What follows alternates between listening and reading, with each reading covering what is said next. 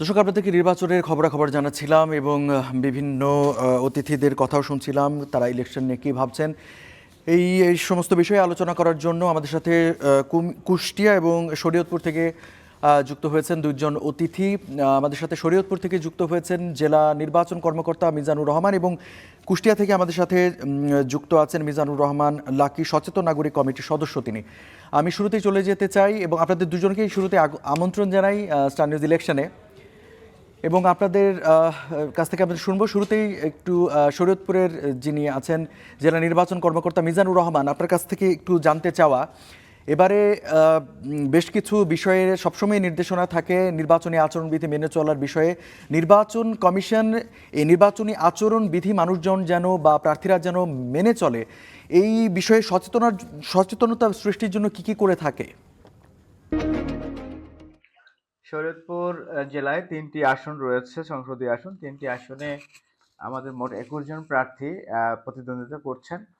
তো প্রতিদ্বন্দ্বী প্রার্থীদের মধ্যে এ পর্যন্ত সৌহার্দ্যপূর্ণ পরিবেশেই তারা প্রচারণা চালাচ্ছেন। তাদের পক্ষ থেকে আমাদের প্রশাসনের কাছে বা আমাদের কাছে কোনো প্রকার অভিযোগ এ পর্যন্ত আমরা পাইনি। নির্বাচনের পরিবেশ অত্যন্ত শান্তিপূর্ণভাবেই চলছে। এবং আগামীতেও আমরা চেষ্টা করব এই শান্তিপূর্ণ পরিবেশটা ধরে রাখবার জন্য। ধন্যবাদ। জনাব মিজানুর রহমান, আপনার কাছ থেকে আরেকটু জানতে চাইবো। তো আপনি বলছিলেন নির্বাচনী পরিবেশ ভালো এবং কোথাও আচরণবিধি লঙ্ঘনের মতো কোনো পরিস্থিতি হচ্ছে না। সেখানে আইন শৃঙ্খলা পরিস্থিতির অবস্থাটা কি? এবং নির্বাচন তো খুব বেশি দূরে নয়, নির্বাচনে ভোটের সময় বা ভোটের আগের যে ক্যাম্পেইনগুলো হয়, এই সমস্ত ক্যাম্পেইনের অপ্রীতিকর ঘটনা এড়াতে আইন শৃঙ্খলা বাহিনীর সাথে আপনাদের সমন্বয়টা কতটা?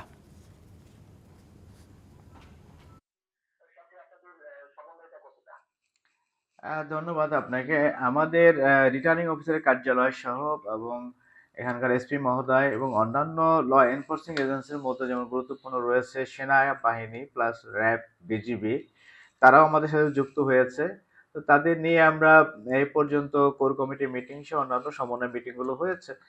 এই জেলাতে বিভিন্ন আহ কিছুটা হলো সহিংসতা রয়েছে, মানে কি বলে গোষ্ঠীগত অথবা ব্যক্তিগত, কিন্তু নির্বাচনের সহিংসতার কোনো খবর এখন পর্যন্ত আমরা পাইনি। যে কোনো ঘটনা এর আগে আমরা শুনেছি বা ঘটেছে সেগুলো সবগুলোই হচ্ছে পারিবারিক অথবা গোষ্ঠীগত অথবা ব্যক্তিগত, কিন্তু নির্বাচন নিয়ে এ পর্যন্ত কোনো সহিংসতার কথা কোথাও আমরা শুনিনি বা শুনতে পাইও নি। তো আমরা হচ্ছে বিভিন্ন গোয়েন্দা নজরদারি রেখেছি বিভিন্ন এজেন্সির মাধ্যমে। তাদের মাধ্যমে তথ্য পাওয়া মাত্রই আমরা সেখানে তাৎক্ষণিক ব্যবস্থা নিব এবং বা প্রশাসন নিবে, এটাই আমরা আশা করছি। ধন্যবাদ। মিজানুর রহমান, আপনাকে ধন্যবাদ। এবং হ্যাঁ, আমরাও চাই যে শান্তিপূর্ণভাবে সুষ্ঠু নির্বাচন হোক এবং শেষ পর্যন্ত নির্বাচনের পরিবেশ আপনি যেমনটি বলছিলেন সেই শান্তিপূর্ণই থাকুক। আপনাকে ধন্যবাদ। দর্শক, মিজানুর রহমান জেলা নির্বাচন কর্মকর্তা শরীয়তপুর, তিনি যুক্ত ছিলেন আমাদের সাথে কিন্তু যুক্ত আছেন কুষ্টিয়া থেকে সচেতন নাগরিক কমিটির সদস্য মিজানুর রহমান লাকি। জনাব লাকি, আপনাকে স্বাগত এবং আপনার কাছ থেকে জানতে চাওয়া, এখন পর্যন্ত নির্বাচনী আচরণবিধি কতটা স্বাভাবিক বা ঠিকঠাক দেখছেন আপনার এলাকায়, এবং প্রার্থীদের মধ্যে নির্বাচন আচরণবিধি লঙ্ঘন করার কোনো প্রবণতা কি লক্ষ্য করা যাচ্ছে?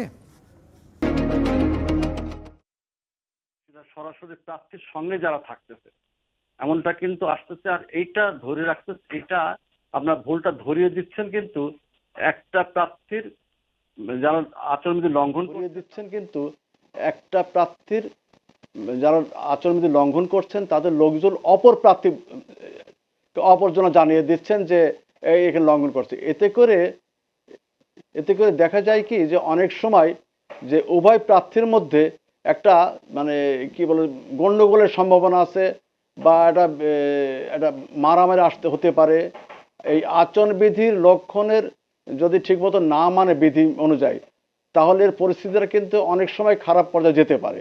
তাই আমরা মনে করি যে নির্বাচন যাতে আচরণবিধি কেউ লঙ্ঘন না করে, এর জন্য প্রার্থীদের আগে সচেতন হতে হবে। আর এটা ইতিমধ্যে আমাদের কুষ্টিয়ার পত্রিকায় এসছে যে অনেকে প্রতিষ্ঠানের কর্মরত, বিশেষ করে বিএনপি থেকে এসছেন, স্বায়ত্তশাসিত প্রতিষ্ঠানে কাজ করতেছেন, তারা সরকারি কোষাগার থেকে বেতন নিচ্ছেন, তারা কিন্তু নির্বাচনী আচরণবিধিতে লঙ্ঘন করছেন। একইভাবে দেখা যাচ্ছে জামাতের যারা প্রার্থী আছেন তাদের সঙ্গে এমন আচরণবিধি লঙ্ঘন করতেছেন যারা আসলে এটা সুযোগ নাই, আইনে তাদের বাধ্যবাধকতা আছে। আর এই আচরণবিধি যদি আপনার ঠিকমতো না মানে, এর থেকে কিন্তু মানে একে অপরের মধ্যে একটা সংঘর্ষের সম্ভাবনা থাকে, আর এর ইফেক্টটা পড়বে কিন্তু সাধারণ পাবলিকের উপরে। তাই নির্বাচন আচরণবিধি যাতে মেনে চলে, বা এটা যদি সরকারিভাবে যে ধরনের নির্দেশনা আছে বা নির্বাচন কমিশনের যে আপনার কিছু কিছু নীতিমালা দিয়েছে, এগুলাকে সঠিকভাবে যদি না মানা যায় তাহলে এখন ছোটোখাটো লঙ্ঘন হলেও আগামীতে কিন্তু এটা আরও খারাপ পর্যায়ে যেতে পারবে। কারণ আমরা সবসময় প্রত্যাশা করি। যারা মিজানুর রহমান লাখি, আপনাকে ধন্যবাদ। যুক্ত ছিলেন কুষ্টিয়া থেকে সচেতন নাগরিক কমিটির সদস্য যারা মিজানুর রহমান।